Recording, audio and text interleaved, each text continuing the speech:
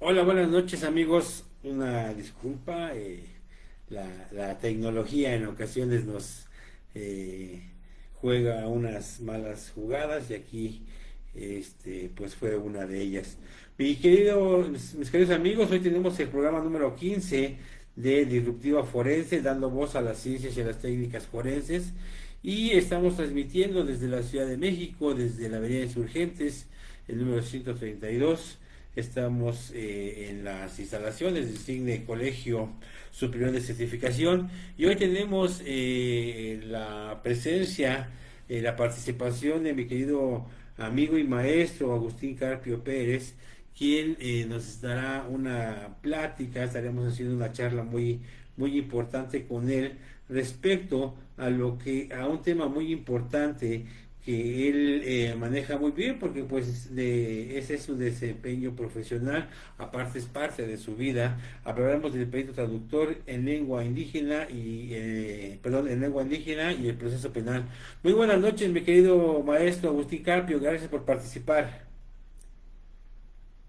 Piali, noche nomás ni bueno, pia noche aquí techkaki, ni cani, panita, pues la caquile namatzi, panicuali yoguas, lenitonati, jueves, natlawas, ni yolpaki, papanamanzi, tinechkaki noche.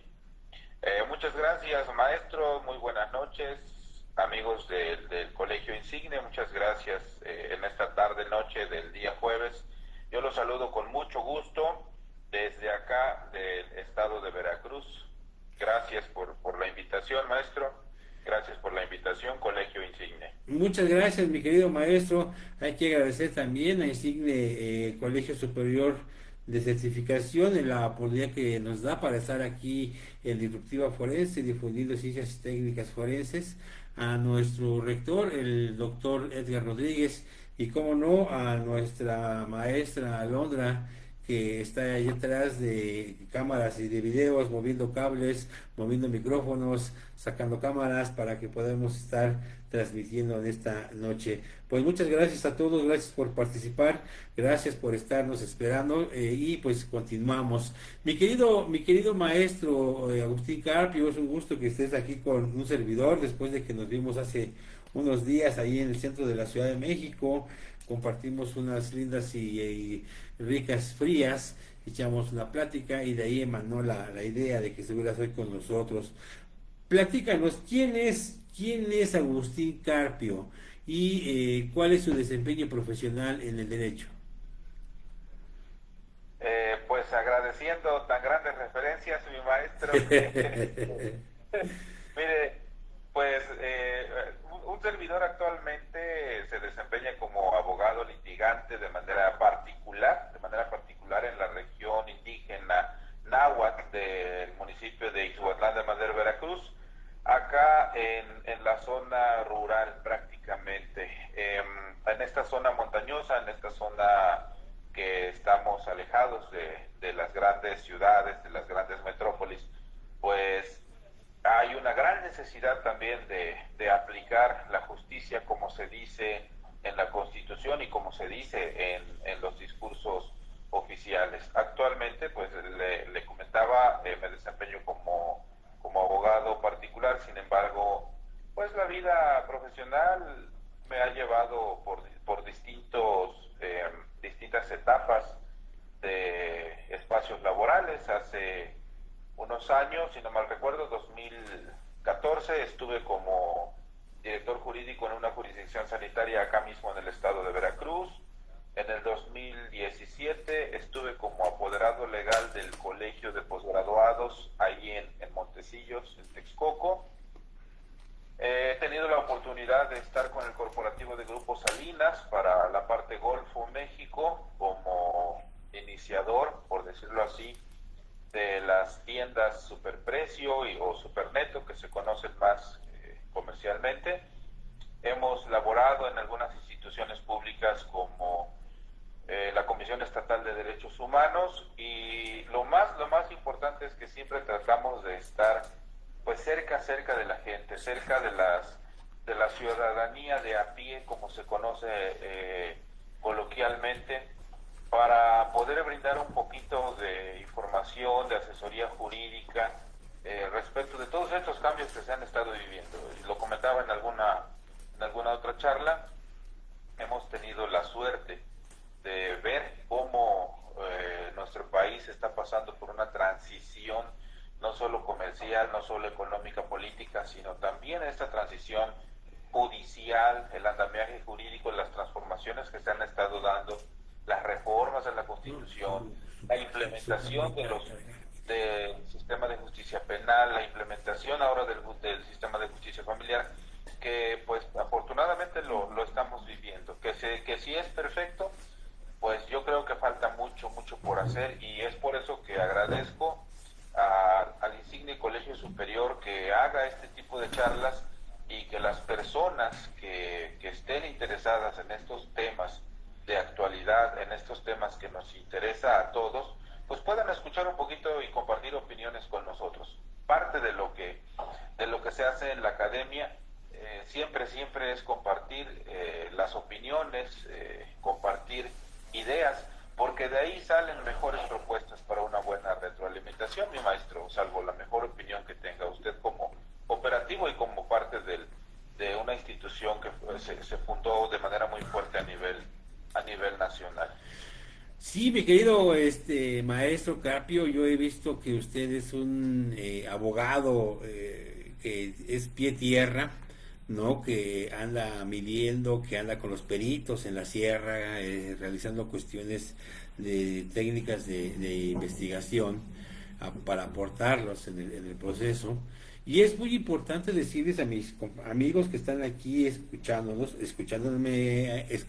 y viéndolo a usted, que es muy importante decir que la difusión de las especialidades y técnicas forenses son muy importantes, porque todo el mundo habla de criminalística, todo el mundo habla de fotografía, de hechos de tránsito, pero las ciencias y las técnicas forenses no paran ahí, y una de ellas es muy importante, la función que tiene el perito traductor, mi querido maestro Carpio. ¿Qué nos puede hablar al respecto?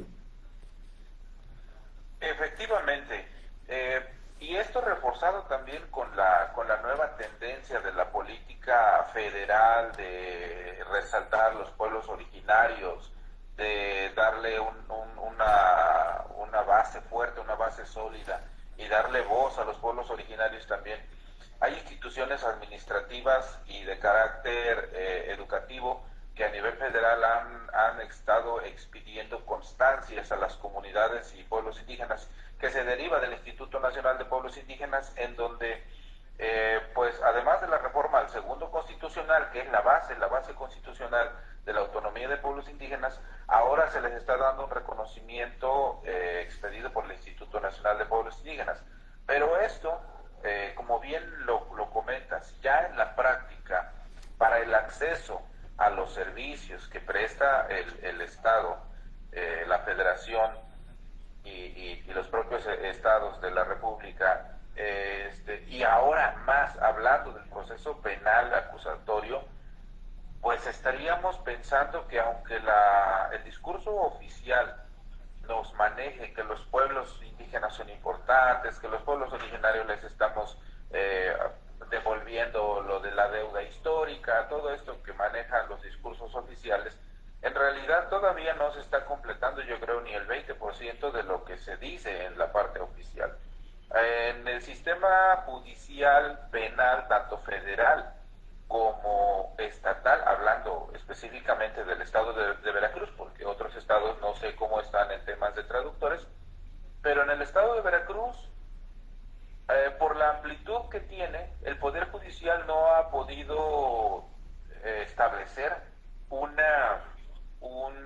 grupo de peritos traductores o peritos intérpretes para actuar en conjunto y de manera paralela con todas las autoridades o con todas las corporaciones que actúan dentro del sistema penal. Me quedé pausado porque al decir todas las autoridades es casi como lo que refiere el artículo primero constitucional. Todas las autoridades tienen la obligación en el ámbito de sus competencias. Todas las autoridades es todas, de manera homogénea. Si se les está dando la participación o si se les está respetando los derechos a los pueblos originarios, tendrían que tener un perito intérprete, un perito traductor en cada actuación judicial. Es decir, en las carreteras de Veracruz, que tienen más de 700 kilómetros de longitud de extremo a extremo para recorrer del norte del estado, que colinda con el estado de Tamaulipas, a la zona sur que colinda con el estado de Tabasco, hay una diversidad de lenguas originarias que están, o de pueblos hablantes de lenguas originarias, que están distribuidos en todo el estado de Veracruz. En el estado de Veracruz son 212 municipios, de los 212 municipios estadísticamente, como 180 son poblaciones indígenas, son municipios considerados indígenas. Es decir, en estos municipios, todas las corporaciones o todas las autoridades, para que sea más homogéneo, tendrían la obligación de tener un perito, que para efectos de la ley orgánica del Poder Judicial del Estado de Veracruz lo contempla, que el Poder Judicial debe tener un padrón de peritos, traductores, un padrón de peritos hablantes de lengua indígena. La Fiscalía General del Estado de Veracruz también, dentro de su ley orgánica, contempla que se debe tener un padrón de peritos disponibles y agregados a la nómina de la Fiscalía General del Estado de Veracruz. Esto respetando lo que marca el artículo 2 constitucional y el propio 20 constitucional. El 20 constitucional en su apartado A y B, dependiendo de el sujeto procesal que te corresponda, seas víctima o seas imputado. ¿Por qué? Hay actos, por ejemplo, hemos tenido ahorita los despliegues de las Fuerzas Armadas de nivel federal, de carácter federal, llámese Sedena, Marina o Guardia Nacional, que se adentran a las comunidades indígenas a hacer sus recorridos, a poner sus puestos de control, dicho sea de paso, son pues a todas luces fuera de lo legal, porque ellos llegan a un lugar donde no los conocen, donde no tienen una supervisión como tal, y lo hacen de forma intimidatoria. Pero bueno, más allá de eso, en las carreteras rurales de las comunidades del estado de Veracruz, debería existir dentro de estas corporaciones un perito traductor en la lengua indígena, dependiendo la zona donde estén establecidos. ¿Por qué? Porque al momento de hacer estos actos de molestia, estos registros a los vehículos o algún otro acto de molestia, tendrían que dirigirse de manera en su lengua nativa de la gente donde se está haciendo este acto. Acá en nuestro estado de Veracruz, las lenguas más representativas está, además del náhuatl, que es la que domina un servidor como lengua materna, está la lengua totonaco, está la lengua otomí, que también tiene un gran porcentaje, y el náhuatl del sur, que también tiene un gran porcentaje. Personas hablantes, personas vivientes. Me refiero a personas que, si usted se adentra, y yo sé que usted conoce otros estados en donde también hay personas hablantes indígenas, usted sabe que ya en la parte operativa, cuando uno se adentra a la sierra, como comúnmente se dice, pues nos encontramos pueblos y poblaciones y pobladores ciudadanos que, tanto hombres y mujeres, se hablan dentro de su comunidad en una lengua indígena. Entonces, cuando hacen actos de molestia, cuando hacen operativos, cuando hacen revisión en las carreteras, debería estar un perito. Sin embargo, maestro, hasta esta fecha no tenemos esos peritos que deben estar junto con estas corporaciones que hacen los actos de investigación, los actos de molestia. Vamos pensando también en la policía del estado, vamos pensando también en las policías ministeriales. Ahorita le comento, al menos aquí en el estado de Veracruz, hay un despliegue amplio de fuerzas federales que no traen un perito para poder documentar los actos de molestia que hagan o las entrevistas que hagan. Si hacen detenciones, ellos solamente llenan su IPH pero están tratando a esa persona como cualquier otro ciudadano que hubieran detenido en una zona urbana en donde no existiera una lengua indígena. Y en este caso, para nosotros, si armonizamos el discurso oficial que se maneja por parte del gobierno federal, ya con las actuaciones judiciales que se hacen, pues definitivamente no se está llevando a cabo la formalidad procesal. Y eso, mi maestro, pues nos lleva a los errores procesales que se ven ya en una integración de una carpeta de investigación o en un proceso penal, si fuera su caso. Aquí quiero hacer comentar una anécdota. Hace como 6 meses tuvimos la intervención de la Guardia Nacional en unas comunidades rurales, y resulta que en las comunidades rurales, en esta región, en la zona serrana, es muy común que las personas, algunos ejidatarios, caminen por las carreteras rurales, caminen con un arma, con un rifle de menor calibre, con un rifle del calibre 22, por decirlo así, caminen a orillas de potrero, a orillas de una carretera. ¿Por qué? Porque pues en las tardes se van a sus sembradíos, a las milpas, a los lugares a cuidar su ganado, y el arma de fuego se convierte en una herramienta para poder cuidar su ganado o lo que ellos tengan que cuidar. No hay índices delictivos, nadie anda haciendo mal uso de esas armas de fuego, pero en un filtro de seguridad que había puesto la Guardia Nacional, pues le detuvieron, obviamente detuvieron al señor, le quitaron su arma de fuego por no traer licencia, evidentemente, se lo llevan detenido. De la zona rural de la que yo me refiero hasta la delegación de la Fiscalía General de la República, que sería en la ciudad de Poza Rica, nos queda como a 3 horas de viaje. Pues a él se lo llevaron, lo entregaron, y ya estando ahí en la ciudad de Poza Rica, pues ya lo empapelaron. Obviamente el arma la confiscaron, pero él, para eso, esa situación se convierte en un problema legal. Y sí, si nosotros lo vemos desde la luz del derecho positivo, desde lo que está impuesto en la Ley Nacional de Uso y Armas de Fuego, definitivamente estamos incurriendo en algo ilegal. Sin embargo, de acuerdo al contexto, por la zona rural donde las personas están viviendo, eso es costumbre, eso ha estado desde hace muchos años. Y platicaba yo precisamente, afortunadamente esta persona salió después de su término judicial, lo dejaron en libertad porque el delito solamente era la posesión y la posesión ilegal, la posesión simple, pero para él se convierte en un desgaste económico, porque resulta que el abogado, que para eso era un defensor asignado por parte de la fiscalía, pues le fueron como 60, 80 mil pesos. Tuvo que deshacerse de un solar allá en su comunidad, tuvo que mover su gente, tuvo que trasladarse sus familiares desde allá hasta la ciudad de Poza Rica para poderlo representar. ¿Qué hubo ahí? Una falta de intérprete, hubo una falta de una buena asesoría, hubo una falta de ese respeto y de esa autonomía que se habla por parte del discurso oficial que hacia los pueblos originarios.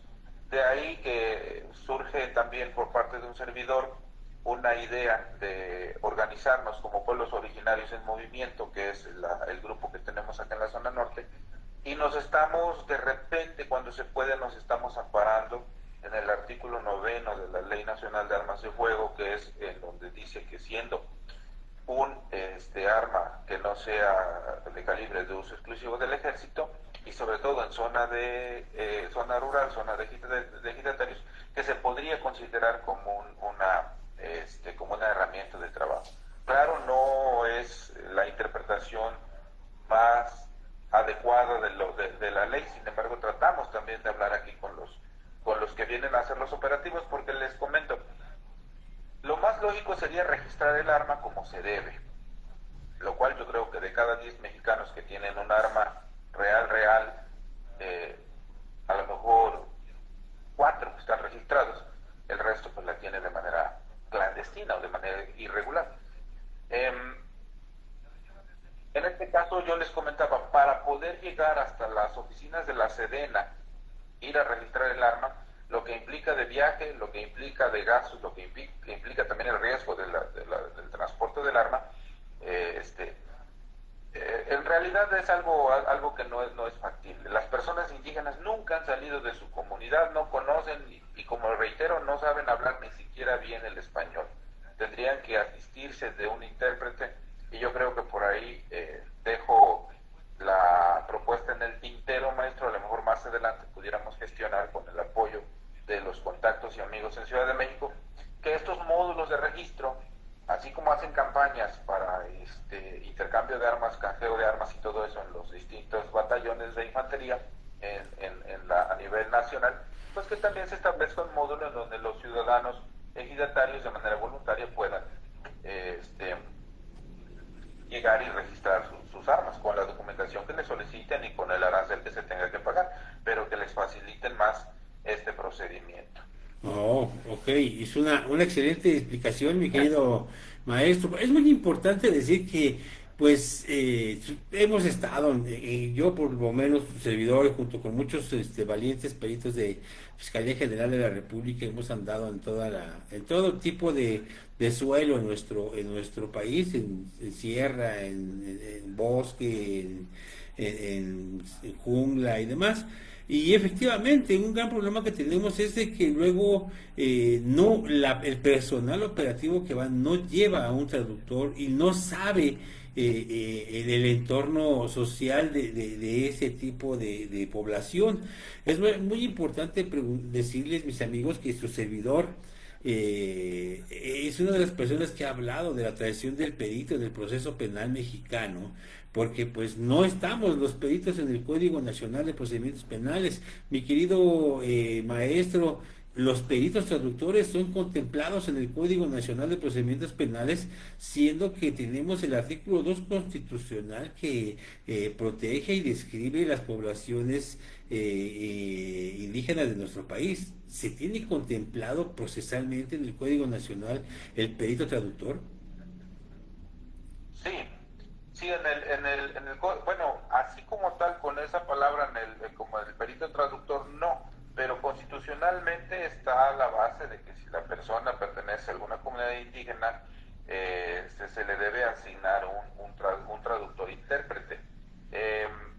Creo que la palabra correcta, como usted lo menciona, tendría que ser un perito, y para eso tendrían que estar asignados, como alguna vez coincidimos en la plática, en un apartado especial del Código Nacional de Procedimientos Penales, porque es precisamente la ley reglamentaria del 20 constitucional o de todos los derechos humanos que están establecidos en la Constitución Política Federal. Entonces, el Código Nacional debe estar armonizado con con la Constitución Federal y con los tratados internacionales respecto de los derechos humanos en el cual México es parte. ¿Para qué? Para que los peritos tengan un apartado específico en donde se manifieste las actuaciones, los alcances de los peritos dentro del proceso penal, porque no podríamos estar hablando de un proceso penal perfecto o de un proceso penal bien completado si la participación de los peritos en el área que sea, no estén participando de manera adecuada. Yo creo que aquí, específicamente en la Constitución Federal y en el Código Nacional de Procedimientos Penales, podemos encontrar en el 110, por ejemplo, que es la designación de un asesor jurídico, o por ejemplo en el 115, como es la designación del defensor, y que también si el imputado no puede o no entiende la lengua español, pues que se le asigne un intérprete. Entonces, pues aquí ya nos da el Código Nacional de Procedimientos Penales, nos da un espacio amplio, porque pues no se refiere a una sola lengua en especial y tampoco hace referencia a la lengua indígena. Es por eso que yo hago referencia al segundo constitucional, porque el segundo constitucional sí reconoce la autonomía de los pueblos indígenas y reconoce la existencia de diversos pueblos indígenas en nuestro país, y además dice que donde la persona, el ciudadano, hablante de una lengua indígena, sea parte de un proceso penal, se le tendría que asignar un intérprete o un traductor. Entonces aquí es donde yo creo que sí se debería establecer y que deberíamos proponer, maestro, en su momento una reforma al Código Nacional de Procedimientos Penales para que se haga un apartado especial de peritos y se hagan los lineamientos básicos de cómo se tiene que contemplar los peritos como parte del Código Nacional o de la actuación del sistema penal. ¿Por qué? Porque hasta ahorita en el 105 del Código Nacional de Procedimientos Penales nos habla de ocho sujetos procesales, ocho sujetos del procedimiento penal, que pues obviamente inicia con la víctima, el asesor jurídico, el imputado, su defensor, el Ministerio Público, la policía, el órgano jurisdiccional y la autoridad de supervisión de medidas cautelares. Pero en ninguna parte habla del perito, siendo que el perito en cualquiera de esas fracciones tiene que actuar en conjunto con esta autoridad, salvo su mejor opinión, maestro. Sí, yo te preguntaba, mi querido maestro, porque en el actual Código Nacional de Procedimientos Penales, pues no estamos los peritos, esos seres divinos que hicieron el Código Nacional, pues hicieron un Código de Procedimientos Penales de abogados para abogados. Y el antecedente, el Código Federal de Procedimientos Penales, el derogado, que es de 1936 y que tuvo vida hasta que entró en vigencia el actual Código Nacional. Por ejemplo, los peritos teníamos un capítulo del 220 al 239, hablaba de los peritos, y ahí sí habla del perito en traducción. Por ejemplo, el 20 bis refiere que cuando el inculpado pertenezca a un grupo étnico indígena, se procurará allegarse de dictámenes periciales a fin de que el juzgador aborde en el conocimiento de su personalidad y capte su diferencia cultural respecto a la cultura media nacional. En los procedimientos en los que intervengan personas que aleguen tener la calidad de indígenas, la misma se acreditará con la sola manifestación de quien lo haga. Cuando el juez tenga duda de ella o fuere cuestionada en juicio, se solicitará a las autoridades comunitarias la expedición de la constancia que acredite la pertenencia del individuo a un determinado pueblo o comunidad. Es decir, el Código Federal de Procedimientos Penales sí necesitaba y sí hablaba del perito traductor. Y ese es otro perito que fue volado de un plumazo por quienes hicieron el Código Nacional, mi querido maestro. Y principalmente en un país que es pluriétnico como el de México. No podemos hablar de la misma dimensión de la vida social de los indígenas rarámuris allá en Chihuahua, de los indígenas de los pueblos, de los estados del norte del país, a la vida social y comunitaria que tienen en el estado de Veracruz, y mucho menos equipararla o igualarla con la vida que tienen los indígenas tzetzales, tzotziles, chontales, que están en el estado de Chiapas. Es decir, que en el discurso oficial pues se ven muy bonitas las fotos de la gente con rasgos indígenas, pero que en la realidad, en la sierra donde estás tú, pues la realidad es totalmente diferente, mi querido maestro. Ese tipo de que no se cuente con un traductor, un perito traductor, lleva consigo a que se sigan replicando los errores procesales que hasta 2016 se juraron que se iban a acabar, y criminalizando al indígena por el simple hecho de serlo, mi querido maestro. Sí, bueno, fíjese que ahí es donde platicaba yo hace un momento. Procesalmente hay un error, hay un vicio, porque pues podríamos invocar esa falta del perito para poder anular un procedimiento, una detención, pero también eso es una violación a los derechos humanos como está establecido en la Constitución. Entonces, históricamente y le digo porque a mí me tocó vivirlo con mi familia, con mis ancestros. Históricamente los pueblos originarios siempre han sido muy respetuosos de, lo que ahora nos llaman culturas, por decirlo así, la cultura náhuatl con la cultura tepehua, la cultura totonaca, la cultura tzotzil. Se habla también de esta palabra, la quieren asimilar con naciones, por ejemplo. Estaríamos ahí entrando a otro tema, pero bueno, lo cierto es que hay diversos grupos de poblaciones indígenas en todo el país. Partiendo desde esa afirmación, los pueblos originarios, los pueblos nativos, en Estados Unidos les dicen nativos, los nativos siempre hemos sido respetuosos de los otros grupos nativos. No nos metemos en la forma de autonomía, en la forma de vida social, en la forma de organización social, en la forma de dirimir sus conflictos. Cada grupo nativo tiene sus propias formas.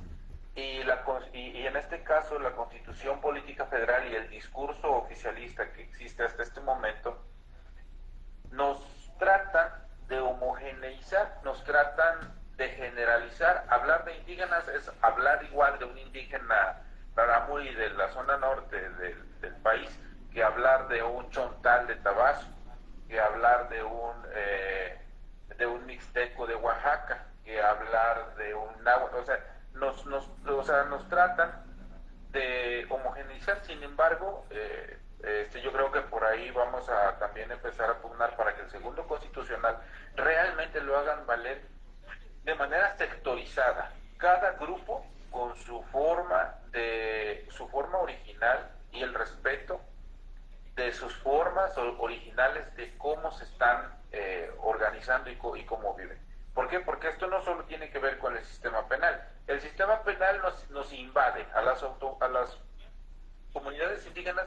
El sistema penal nos invade, el derecho positivo nos invade porque viene a imponernos sistemas normativos que nosotros desconocemos. Los sistemas normativos tradicionales que están establecidos de forma ancestral por la costumbre y por la forma en que se han venido haciendo las cosas con los abuelos, como es el cuidado del agua, el cuidado de la naturaleza, la protección de los bosques, el cuidado de las maderas.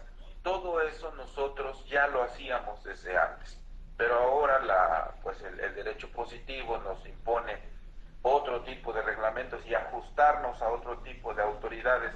Eso políticamente les da mucho beneficio a los que se encuentran en el sistema político. Solo para eso se están usando ahora la bandera de los pueblos originarios, porque nos ha tocado, al menos aquí en el estado de Veracruz, de que para efectos de suplir la existencia de un perito traductor auténtico, autóctono, se inventaron las famosas certificaciones. Las certificaciones que aquí en Veracruz la hace la Academia Veracruzana de Lenguas Indígenas y a nivel federal el Instituto Nacional de Pueblos Indígenas, en donde te da una certificación, un documento, que la propia oficina te la entrega bajo ciertos requisitos y exámenes y un pago, para que no suene tan vacío, como debe de ser.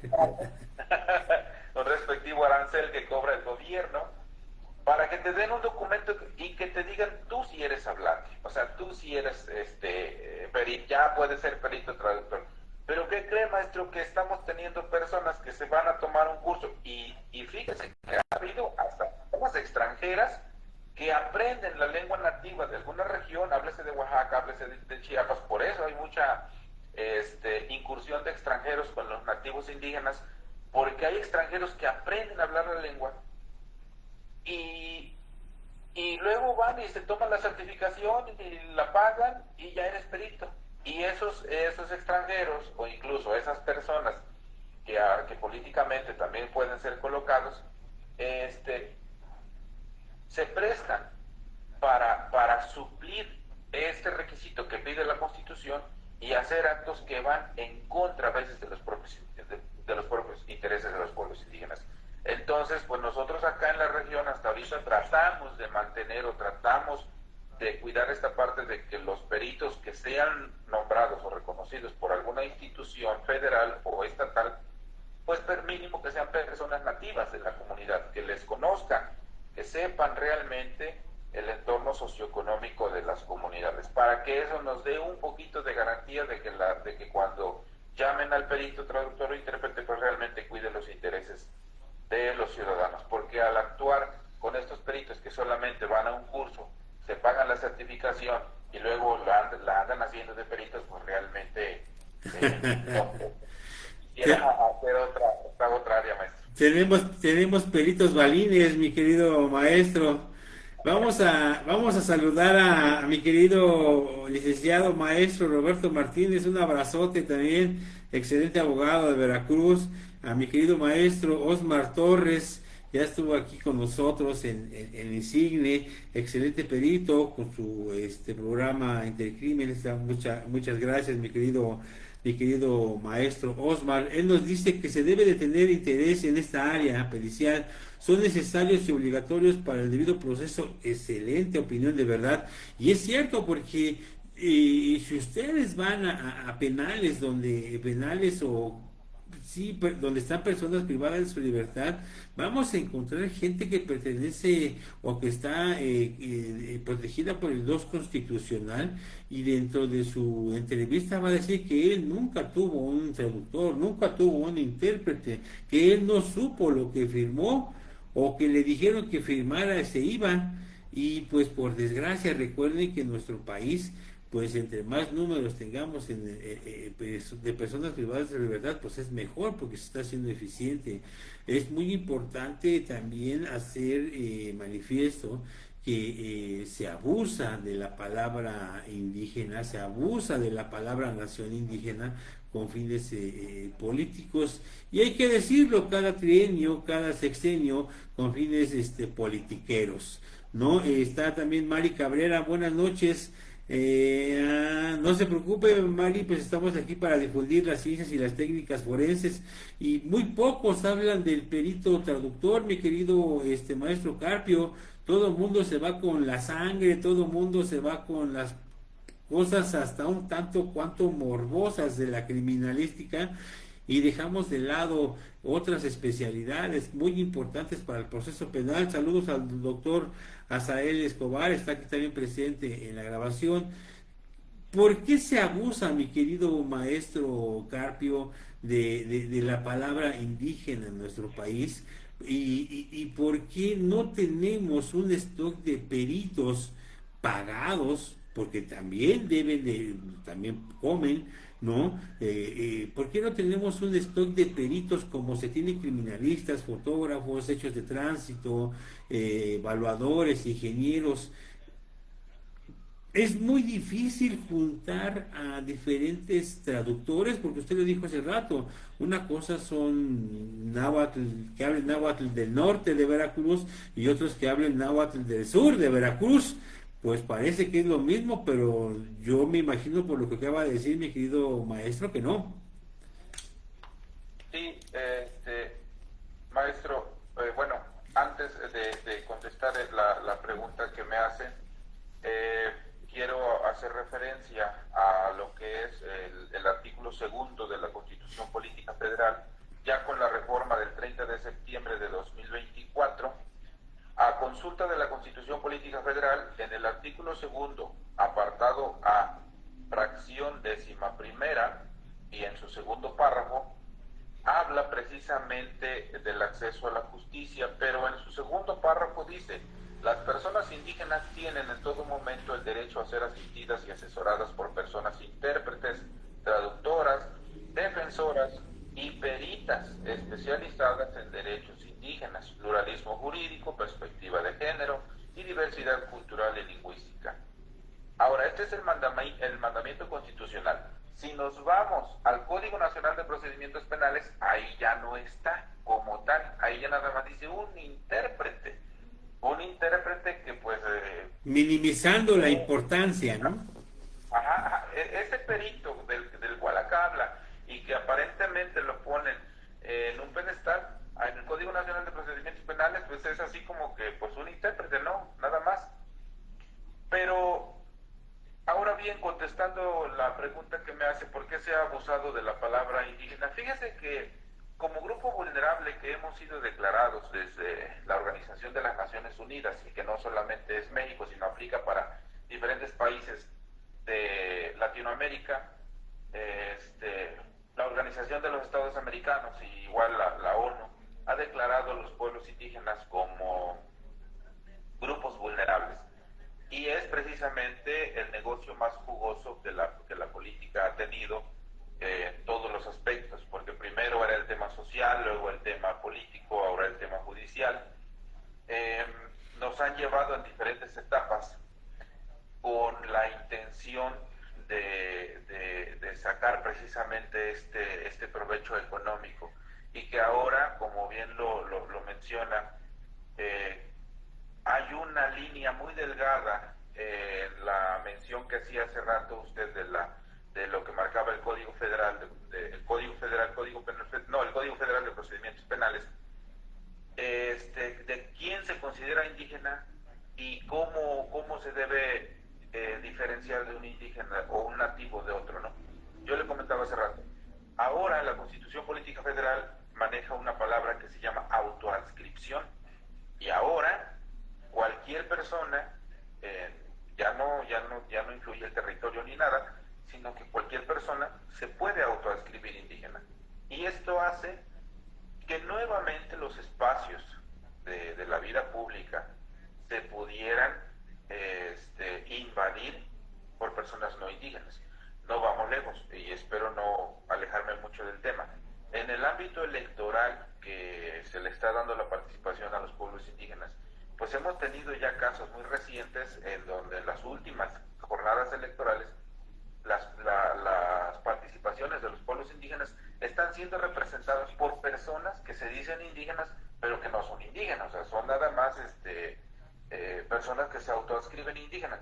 Y como el artículo 2 constitucional deja abierta esta puerta muy amplia, en donde cualquier persona que se pueda adscribir como indígena, aunque no hable la lengua, aunque no haya nacido en X territorio indígena, nativo, aunque no cumpla con algunos otros requisitos, se tiene que respetar la voluntad. Entonces, esos espacios, mi querido maestro, esos espacios hacen que nosotros otra vez llegamos a esta parte donde se está patinando, y que ni los peritos y ni los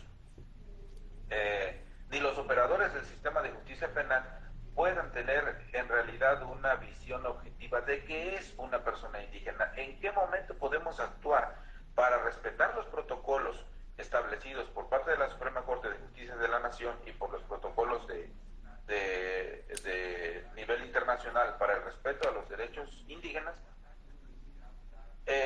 No se sabe en qué momento poderlos establecer o poder actuar con ellos. ¿Por qué? Porque hay de repente personas que no son indígenas, como reitero, y esto nos ha tocado en asuntos, por ejemplo, la tala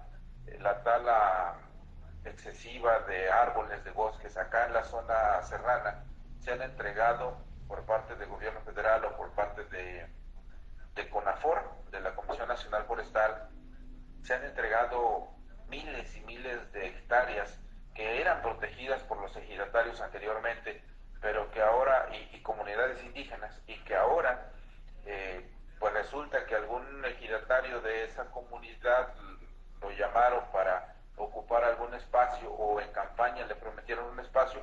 ¿A cambio de qué? A cambio de autorizar que algunas empresas nacionales se metieran a derribar esos bosques para sacar madera, abundante madera, que lamentablemente no se queda ni siquiera en nuestro país, se van a otros países, pero que hay un negocio jugoso por parte del gobierno federal.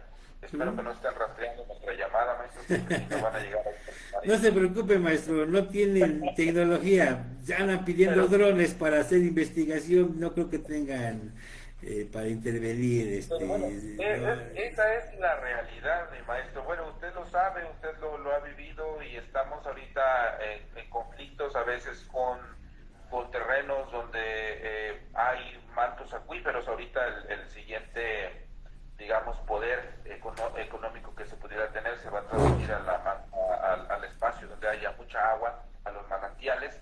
esos manantiales solamente están en las comunidades indígenas, porque las comunidades indígenas los han cuidado desde hace muchísimos años y se le hacen sus rituales, se le hace su agradecimiento, se le lleva música de acuerdo a la cultura ancestral, pero que ahorita, si Conagua dice ese nacimiento o ese pozo o ese manantial ya no les pertenece a ustedes y ahora lo vamos a mandar para X municipio o para X estado, pues se van y ya la comunidad indígena se queda sin nada. Claro, aunque el artículo segundo esté redactado de manera muy agradable y que parece que ahí lo tenemos todo en el discurso oficial, en la práctica sí se queda muy lejos, maestro. Se queda muy lejos y yo reitero, agradezco mucho el espacio que nos dan para comentar estos temas y que pues el día de mañana pues más gente pueda escuchar y pueda saber cómo se vive la realidad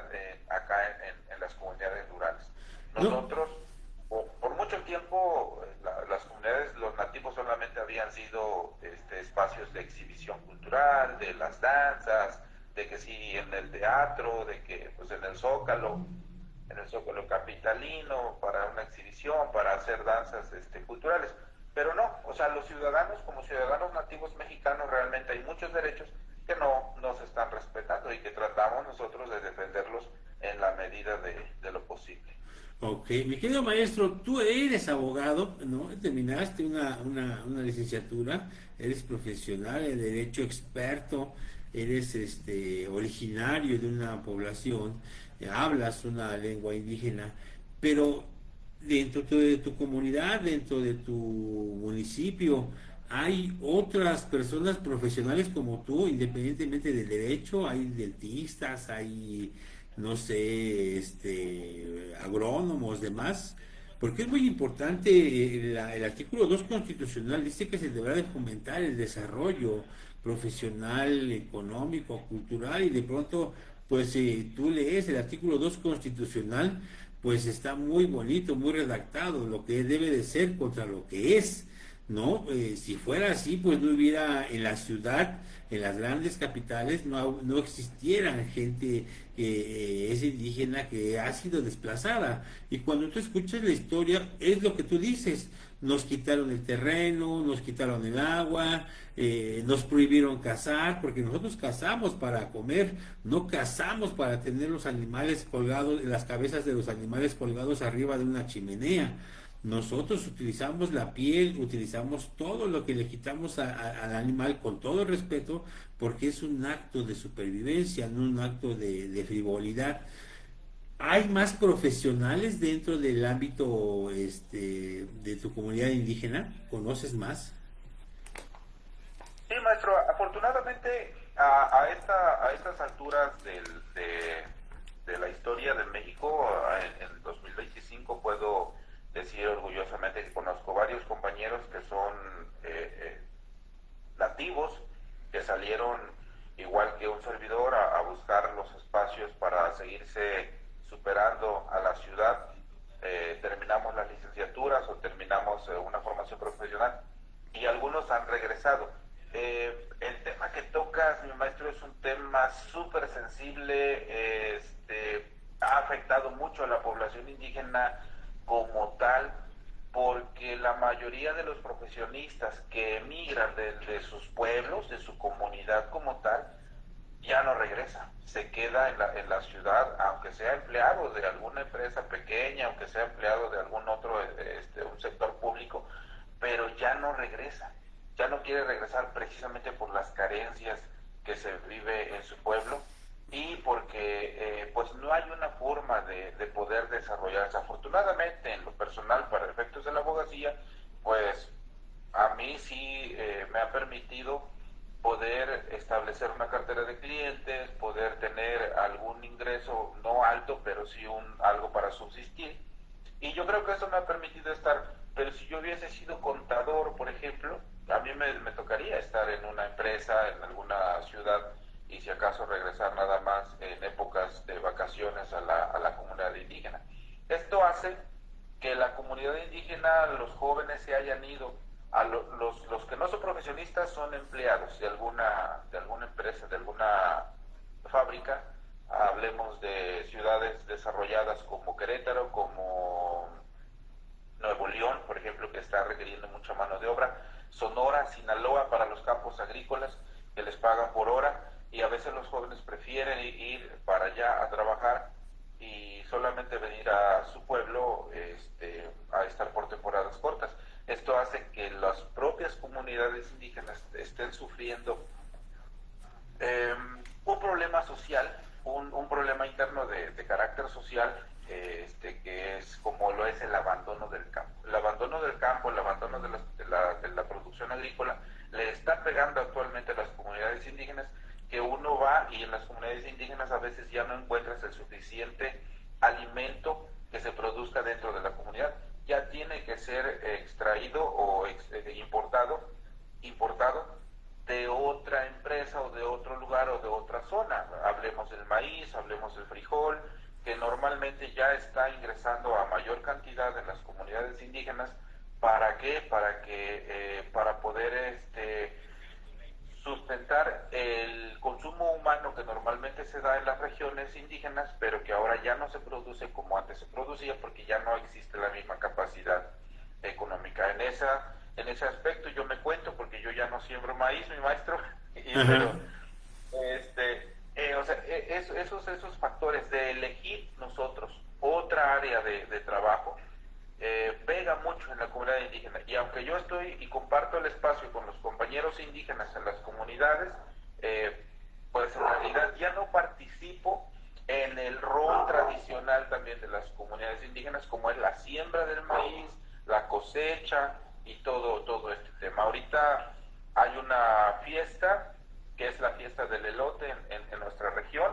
A los elotes se les hace una fiesta, porque es temporada de elotes, se les hace una costumbre, se les hace se les pone un altar, se les baila una noche con música autóctona, y pues todo eso, maestro, es la cosmovisión que a nosotros todavía se nos queda, y que pues hay muchos compañeros que se van y emigran, se van a otra ciudad, se quedan como empleados, y alguno que otro, pues principalmente ingenieros agrónomos. He visto 2, 3 médicos que están en nuestra región, y ahí entre los poquitos que andamos, pues tratamos como que de mantener a nuestros compañeros indígenas, apoyándolos. Pero en realidad la política pública que nosotros vemos y el discurso oficial gubernamental de nivel federal no se asemeja nada con la realidad que se vive. Las escuelas, aunque crean universidades interculturales, resulta que la que está al frente de la universidad intercultural no es ni siquiera de extracción indígena, es una persona que está puesta por cúpulas más arriba y que solamente le dieron la rectoría para que estuviera ahí al frente de alguna universidad, inventándose cosas de carácter social, inventándose talleres académicos que no tienen impacto con las comunidades indígenas. Pero pues así estamos ahorita en el sector carreteras, en el servicio público, carreteras, hospitales. Yo siempre he dicho, nosotros por el tema en que nosotros trabajamos, nos enfocamos a hablar de los peritos, traductores, intérpretes en el sistema penal, en el sistema judicial. Pero en realidad un perito intérprete hace falta también en un hospital, hace falta también con una enfermera, hace falta con un médico, para que una mujer indígena pueda tener acceso a una atención médica integral, porque la costumbre de una mujer indígena comparada con la de un médico que no es de la región, ese simple hecho hace que estas dos personas no tengan una buena comunicación, y si no hay una buena comunicación, el médico no va a poder dar un servicio completo a las personas. Y derivado de esto hemos tenido tanto asuntos de negligencia médica como asuntos de carácter en donde llegan a terminar en muertes maternas, por ejemplo, en hospitales públicos, solo porque no hubo una buena comunicación entre médico y paciente. Entonces, el impacto es muy, muy alto, la falta de un perito traductor en lengua indígena en función de la región de donde se encuentre. Eso es muy, muy importante a hacer la precisión, el énfasis, que el perito traductor debe ser en función de la región donde se encuentre. Porque hemos tenido acá, por ejemplo, profesores en el sector indígena que dice, ¿eres indígena? Sí. ¿Qué hablas, náhuatl? Ah, pues vete a trabajar donde hablan totonaco. ¿Eres indígena? Pues, si perteneces al sistema indígena, sí. Pero si en tu documentación dice que hablas náhuatl, lo más correcto es que el sistema te asigne un centro de trabajo o una adscripción donde se hable tu misma lengua. Pero si eres indígena, pues vales igual que cualquier otro indígena, puedes ser igual que otro indígena, entonces vete donde hablan totonaco. ¿Qué pasa ahí? Porque ya le estás quitando la forma de desarrollo de un profesor y además afectando también la zona. Porque aquel que habla totonaco, ¿eres profesor? Sí. ¿Hablas totonaco? Sí. Ok, vete a donde habla náhuatl. No, pues Pero esto. Y mi querido maestro, perdón que te interrumpa, me vino la idea que esto es culminar con una revictimización, ¿no? Me acuerdo, me viene a la memoria el asunto que sancionó la Corte Interamericana respecto a la indígena guerrerense que fue abusada sexualmente por militares y que fue motivo de una sanción por lo mismo, ¿no? O sea, gente que no era indígena, gente que no hablaba y que no entendía la forma de actuar de esa víctima, pues la trajeron de un lado a otro y de uno a otro y terminaron regañándola porque se había bañado cuando ella no entendía esa situación y fue motivo de que se hiciera una recomendación y una sanción para el Estado mexicano por el asunto de esta indígena, ¿no? Es muy importante decirles, mis queridos amigos, que pues yo por lo menos que estuve bastante tiempo en la Fiscalía General de la República como perito, nunca vi un perito traductor de alguna lengua indígena. Lo que sí vi fue peritos en francés, en inglés, en diferentes idiomas extranjeros que sí existían y estaban en nómina y aparte eran peritos profesionales que ganaban más que los peritos técnicos y criminalistas. No es posible que las fiscalías, mi querido maestro, y ahí nos debe la Procuración de Justicia y el órgano ¿cómo se llama? El Estado mexicano, pues decirnos por qué no hay un stock de peritos de diferentes, que hablen diferentes lenguas, pues en el caso de Veracruz, adscritos a las regiones judiciales de la Fiscalía Estatal, mi querido maestro. sí, sí, sí. Todavía ahorita, de acuerdo al INEGI, la población indígena asciende un poco más de 2 millones de personas. De acuerdo al censo realizado en el 2022, el último censo que se hizo por parte del INEGI. Pero el INEGI usa parámetros, por ejemplo, eres hablante o estás en tal territorio, por lo tanto eres indígena. Aquí estos parámetros de repente cambian. ¿Por qué? Porque puedes estar en un territorio indígena, venir de descendencia de padres indígenas, de ancestros indígenas, pero que actualmente por ejemplo, si ya no hablas la lengua indígena, porque también esto es otro factor que durante muchos años se fue castellanizando a la población nativa en México y que se hizo desde la Secretaría de Educación y Cultura en su momento. Pues ahorita hay generaciones de jóvenes que ya no lo hablan, pero eso no quiere decir que no pertenezcan o que no entiendan el entorno nativo. Entonces, yo considero que ese número que hasta este momento el INEGI maneja, creo yo que todavía está un poquito limitado. Originalmente, físicamente, creo que existimos más ciudadanos que estén dentro de considerados como ciudadanos indígenas, y que esto implicaría toda la infraestructura o agregar dentro de toda la infraestructura los peritos, intérpretes, traductores. ¿Para qué? Para que frenemos esta modificación del lenguaje. Hay diversos parámetros. Por ejemplo, ahorita es algo que yo he criticado mucho, que desde que entró la administración federal de López Obrador, pues entró y empezó a usar camisas bordadas al estilo Yucatán, etcétera. Pues todo el mundo empezó a traer de manera oficial vestimentas así. No vamos lejos, la presidenta mandó a hacer sus vestidos en Oaxaca, bordados a mano. Sí, para muchos hablar de indígenas es vestimenta, para otros hablar de indígenas es danza, para otros hablar de indígenas es lengua, pero no, en realidad el ciudadano nativo es todo eso en una sola persona, su lenguaje, su forma de pensar, su desarrollo personal y también a veces la forma de vestirse. No siempre, y yo siempre, en el caso personal, perdón, yo he estado, no porque no me sienta indígena, sino porque no quiero que sea un parámetro que digan, ahí viene el abogado indígena y viene vestido con su traje tradicional autóctono de su comunidad.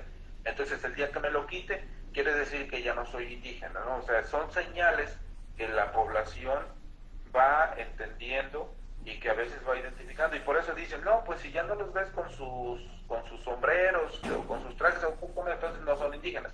Pero no, la Constitución Federal nos habla precisamente en este artículo segundo de la autonomía de los pueblos indígenas. Yo espero y realmente tengo la esperanza de que podamos echar a andar un andamiaje de sistema normativo tradicional en donde en cada estado de nuestro país con población indígena realmente se les respete la autonomía. Es decir, de preferencia que el Estado no tenga injerencia en las decisiones regionales, sea política, sea social, sea económica, que ellos puedan establecerse como en la antigüedad, puedan establecer su propia forma de vida. Pero si lo hacen, pues mínimo cumplan con lo que marca el artículo segundo constitucional, el establecer peritos, el tener traductores, el brindarles el acceso a la salud, el brindarles, habla el artículo segundo de una consulta pacífica, pública e informada. Si se van a realizar algún proyecto de beneficio público, se tiene que hablar con las comunidades indígenas, se les tiene que consultar. ¿Por qué? Porque también ha habido proyectos públicos o diseños de proyectos públicos que se han hecho en oficinas con gente que ni siquiera ha estado en las comunidades y que nada más se imaginó cómo se va a hacer ese proyecto y se destinaron tantos millones de pesos y que hay que justificar ese gasto económico. Se van a las comunidades y hacen proyectos que no sirven a las comunidades. Ahorita, en los últimos años, ha habido proyectos de lo que en las ciudades, en las regiones urbanas se llama drenaje. En las comunidades indígenas les están estableciendo estos servicios públicos, pero ¿qué cree? Que ahora los drenajes que se establecen, que son una red de tubería que llegan a un punto donde convergen todas y ahí se acumulan las aguas negras de toda esa comunidad, se genera un foco de infección y pues ya se llenan los tanques y ya no es un beneficio para la sociedad. Están llegando nuevas infecciones, nuevas enfermedades, porque no existe un saneamiento de esa agua, no existe un tratamiento de esa agua. Ese proyecto no está completo. Entonces, es difícil, maestro. Pero entonces, pues así está la situación, mi maestro. Y pues mi querido maestro, vamos a cerrar. Es todo un gusto para nosotros haberte tenido aquí en ISIGNE, Colegio Superior de Certificación. Nuestro señor rector te agradece mucho la presencia y la participación en tan importante tema, el perito traductor en el proceso penal y la realidad de la gente que está dentro del 2 de la Constitución. Mi querido maestro, para cerrar el programa, quisieras despedirlo en tu lengua nativa y de agradecerte a ti y a todas las personas que estuvieron en este programa número 15 de ISIGNE y de Disruptiva Forense. ¿Quisieras despedir el programa y cerrarlo? Sí, claro que sí, con mucho gusto. Kena tiquitoa tofante catumase huatlatol. Kena, pues las camatis que miaja aquí te chitaque, que Niconlequi, Nicotlapalos, Namansi, Nomás Igualicnigua, Tlenepa, Huasquecapatlali, Tleni, Pilartepel, Tishuatlán de Madero, ni Nomás Igualicnigua, Tlen Tlantuzona, no compa trío Los Ramírez, no compa Aristeo, no guía Interpocame, bueno, y ni sello Tlantuzonantle, ni toca trío Tleneca Xochimilco, no guía Xiconcelica, Semia Tlaspaloli, Guanochi, Tlenamatzi, Techita, Timo Palehuica, Timo Palehuica, no guía Catumática, no guía Noche Tomales, nomás Igualicnigua. Tlaxcamati. Muchas gracias. Amigos, muchas gracias, mi querido maestro, un abrazo, estamos en contacto para ver si vienes en una ocasión aquí a las ponencias de Insigne para ver si nos llegas a dar el conocimiento que tienes. Un abrazote, cuídate mucho, saludos.